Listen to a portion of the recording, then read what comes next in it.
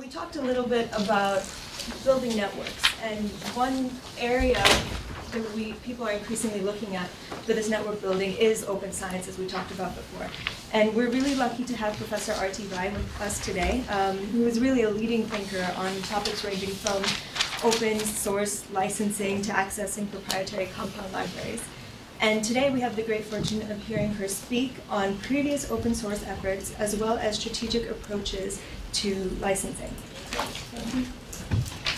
Thanks everyone for, and Anthony and Quentin for your wonderful work in setting up this conference. I'm always delighted to speak about open science. It's something I'm very passionate about. And so what I'm going to start out by doing is talking about what I mean by open science, because it's not necessarily a term that everyone defines in the same way.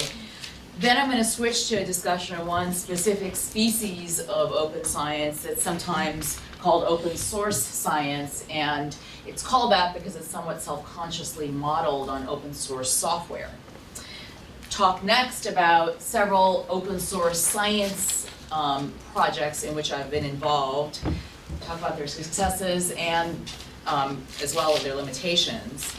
And then I'll close by talking, as Sneha mentioned, a bit about access to proprietary chemical compound libraries, the libraries that are held by for-profit pharmaceutical companies that have really valuable information in them but are accessed only in a limited manner on a bilateral basis, even for purposes of neglected disease research.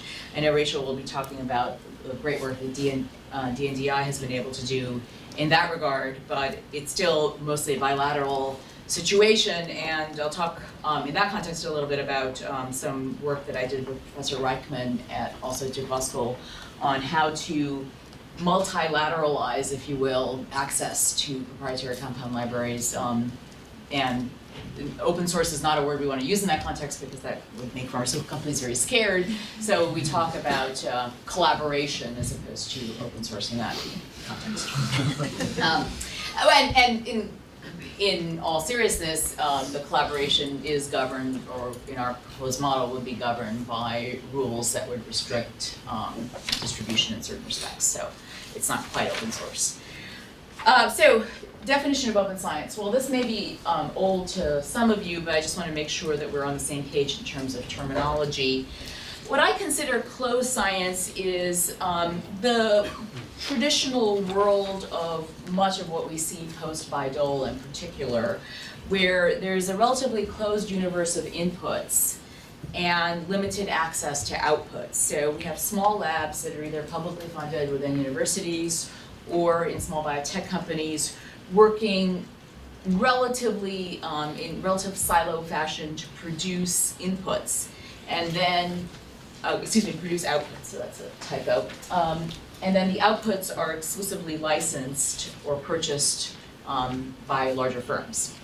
So that's the closed science model that I think is quite prominent still in the biopharmaceutical industry, although as I know that Bernie Muniz has talked about and others, because of the dramatic pipeline failures of the industry is looking for other models. Traditional open science, by contrast, has also been often publicly funded, but the outputs have been available in the public domain, albeit generally only after publication, which is a big issue because waiting until after journal publication creates big time lags and also creates all sorts of potential for withholding information, which I think leads to some of the validation problems that Josh was talking about. Some of this is all people deliberately withholding information that would be necessary to replicate experiments, and that's the reality, unfortunately, of science. So the outputs are eventually put in the public domain, or perhaps ultimately widely licensed, like the Cohen-Boyer platform technologies are ultimately widely licensed. In this case, there are varying input characteristics, but often, once again, we're talking about small labs or small firms working individually on their own. The open source science model, as I indicated, is specifically modeled on open source software, and the idea is to have many eyeballs, many inputs on the problem. So to the extent possible, the problem is compartmentalized into smaller pieces, modularized, so each module can be worked on separately by a different individual or sets of individuals. And then the inputs are collected, put together, and made widely available. As translated to science, as contrasted with software, that means, generally speaking, immediate data deposition as opposed to data deposition after publication, which is often quite delayed and incomplete. In the context of open source science, as contrasted with open source software, so-called viral licensing of the sort we see in the Linux system, where you get the software subject to the restriction that any improvements you make to it also have to be openly available. That, I think, is a less useful model for reasons we can discuss, but it's a possibility. But again, not necessary. So open source doesn't have to have that viral flavor that open source software often has. The Human Genome Project, I think, spurred a lot of people to think about open source science as being a possibility. In the Human Genome Project, there were multiple labs working together, not individually, but together, actually sharing information, which is unusual oftentimes in biological science. And then immediately depositing their information under the Bermuda rules that were negotiated by NIH. They were supposed to be immediate data deposition. And I think, with some exceptions, for the most part, that rule was followed. And so the Human Genome Project was an example, not necessarily of open source science, but certainly of getting closer to the open source model. So post the Human Genome Project, some of us were very excited about the possibility of a full-scale, perhaps, open source approach. And this back in 2003 and 2004, I started talking to a computational biologist at UCSF by the name of Andre Sali, as well as a professor at Berkeley by the name of Steve Maurer. And we talked about the possibility that we could, perhaps in the context of neglected diseases, where patents, frankly, are play no incentive role, at least, are certainly, there's little argument to be made that patenting and proprietary information play a large role in creating incentives to work in the area. Perhaps an open source model would be might be at least we could moot it in that area, and it might be a plausible way to start thinking about open source science in that context. So we get many eyeballs on the problem.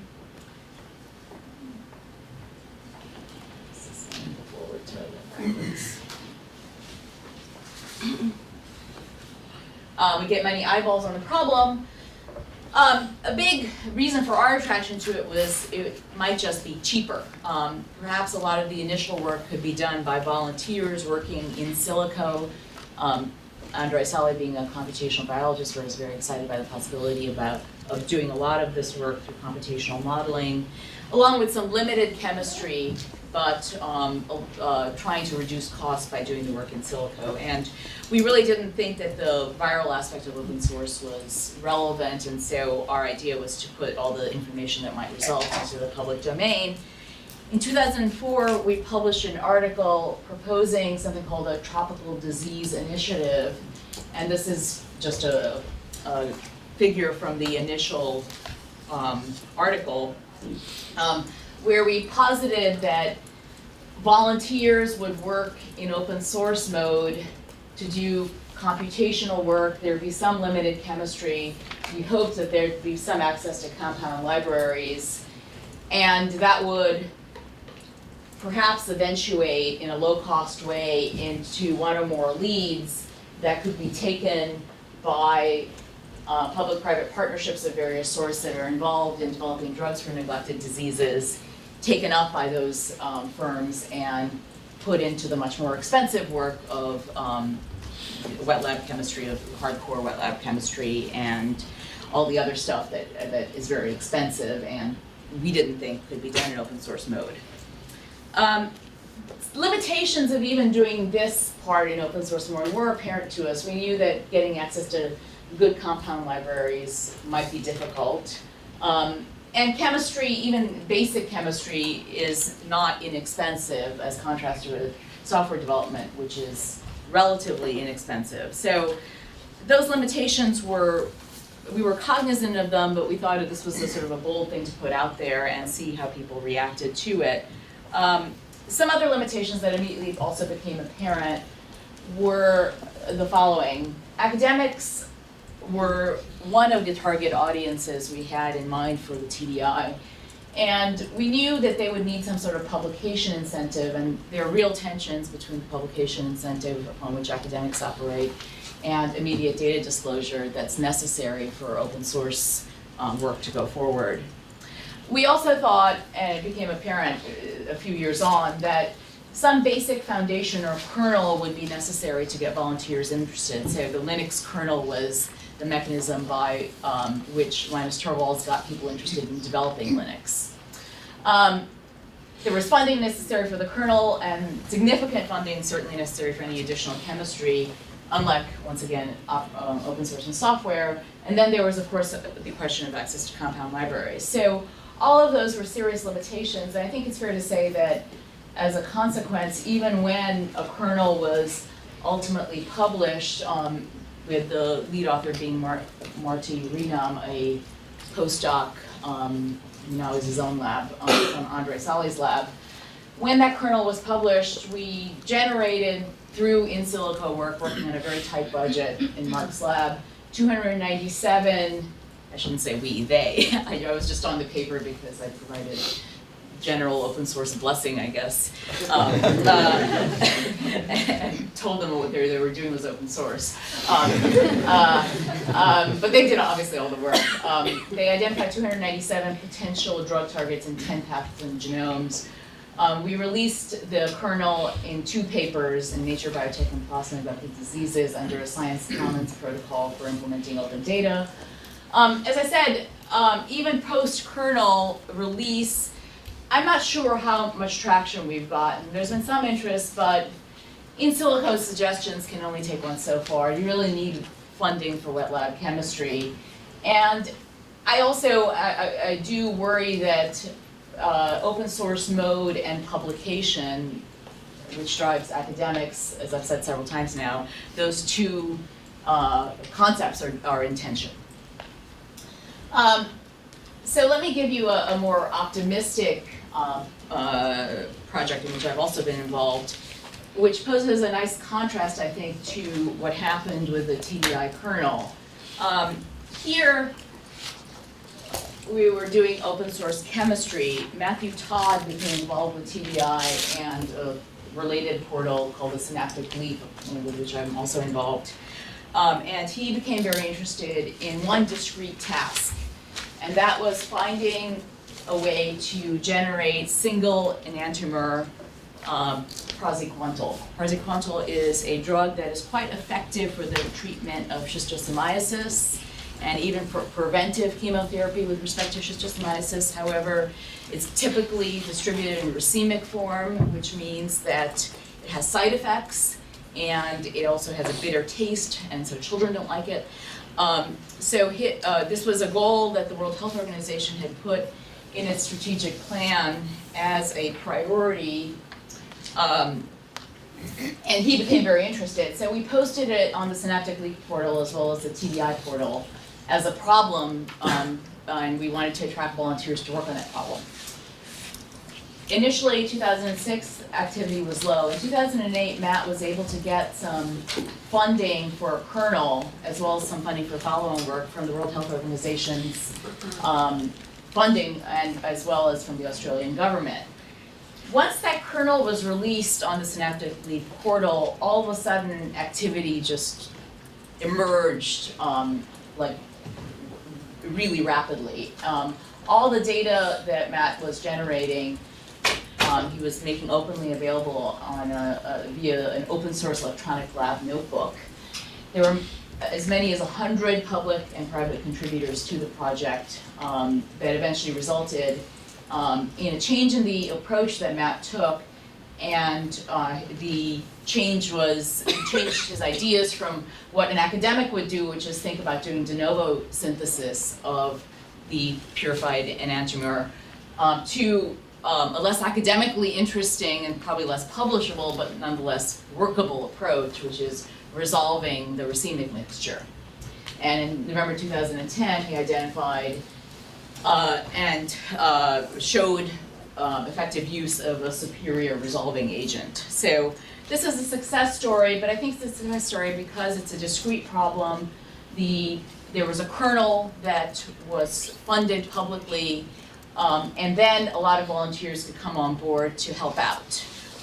And not a problem that is sort of computationally and biologically and chemically really difficult. It ends up being a problem that can be solved, as contrasted with perhaps what we were trying to do with the TBI kernel, where just so much more money is needed after you identify targets and postulate them as interesting for purposes of future drug discovery. So even here, though, even in the praziquantel example, we have the problem of academic credit. There's more contribution from industry than from academia in this project, significantly more, which is, might be considered surprising. Matt Todd has a great paper in Nature Chemistry that I would commend to your attention, where he describes how this all emerged. And this quote, I think, is a notable one. How are we to judge or reward someone who donates large amounts of experimental data to open databases, an act of immense use to the scientific community, yet an act that results in no formal publication? Indeed, many journals will not accept work that has already appeared in the public domain. Industry suffers less from such metrics. So this is why industry contributed more to this particular project. There have been some publicly funded open science, I'd say more than open source, target validation projects that have included some wet lab chemistry. The Indian TB project was mentioned. There, though, you do have very, very significant public funding, whereas traditional open source software development has not involved public funding. So that's probably a disjunction we're gonna see for most projects that are done in open source mode in the biological science context as opposed to the software context. And then finally, the access to industry compound databases question. For non-neglected diseases, at least thus far, what we've seen is either small-scale licensing of individual compounds by companies, so academics will negotiate laboriously individual MTAs that take a long time and ultimately, according to data generated by our Fuqua colleague Wes Cohen, often don't materialize in anything. They'll negotiate individual MTAs, or sometimes you'll get industry sponsorship of individual academic labs. Back in 2008, Professor Reichman and I and several others proposed this idea of having a trusted intermediary that would facilitate much larger scale collaboration between academia and industry, such that multiple sets of academic actors could submit assays into a pool of compounds that had been contributed by industry, and there would be contractual mechanisms for allocating the rewards from any potential compounds that ended up being useful back to the contributors. So, and it's a complicated scheme that I can talk about more in the Q&A, but the idea was essentially to get more eyes on the problem. In any given company, their proprietary database is looked at by their scientists and maybe a few others. But if we could get huge numbers of eyes, huge numbers of assays on large pools of compounds, presumably that would lead to real acceleration. Thus far, I'm sorry to say that this particular proposal has not gotten a whole lot of traction. As you might imagine, pharmaceutical companies consider their compound libraries their crown jewels, and the idea of opening them up even to a trusted intermediary like NIH is not necessarily appealing. That said, and I'm hoping I'm teeing this up for Rachel, it looks like there's been a little more traction in less profitable territory like neglected diseases. So the London plan that was announced in January on neglected tropical diseases, it looks like DNDi is more or less a trusted intermediary of sorts for Chagas disease, and you've got your laundry list of pharmaceutical companies donating compounds in that context for targeted access by DNDi. And then, let's see, here we have sleeping sickness and leishmaniasis. So that's promising, and my last slide didn't show up. Well, my last slide was the concluding slide that talked about lessons learned. I think the lessons learned are as follows, that the translation of the open source software model to the biological sciences is necessarily going to be imperfect. We're going to have more funding in the biological sciences, We're going to have to be more acutely aware of the incentives, the publication incentives of academics. As a consequence, it may actually be easier to get industry scientists to participate in some respects. And then, last but not least, if we can begin to get greater access by academics to compound libraries, both in the neglected disease context and outside that context, the phenomenon of more eyes on the problem, I think, will yield real results.